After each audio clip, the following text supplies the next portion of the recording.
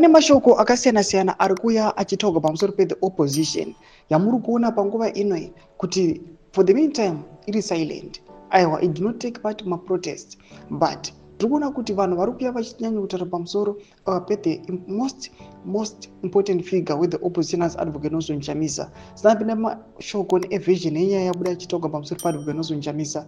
Tinoba subscribe, like, on the bell icon. Timida paine BBC ononyora chiti leading the conversation with the BBC Zimbabwe. Voposta advocate NACHAMISA voti, like him or not, he is still in charge of the mass. ZANU-PF Central Committee member Blessed Geza called for a shutdown, which was successful though, but NACHAMISA was a talk show on social media platforms. People blaming him of not supporting Geza. Do you think it was a right decision for CHAMISA to support the demo, which he didn't have knowledge of? Let's talk.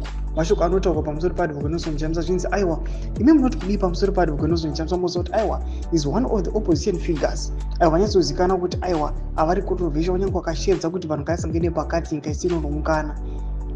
Amuziva kuti aiwa is one of the people who are opposing the ruling party the regime iripo panguva ino sezviri kuitawo pomishogeza.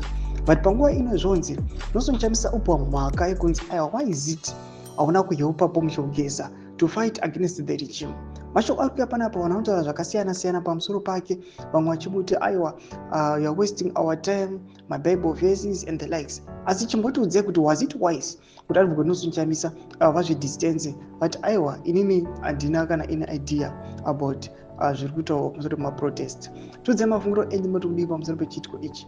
Pinai comment section medu mutidze mafungiro enyu. Musana subscribe or like, turn on the bell icon.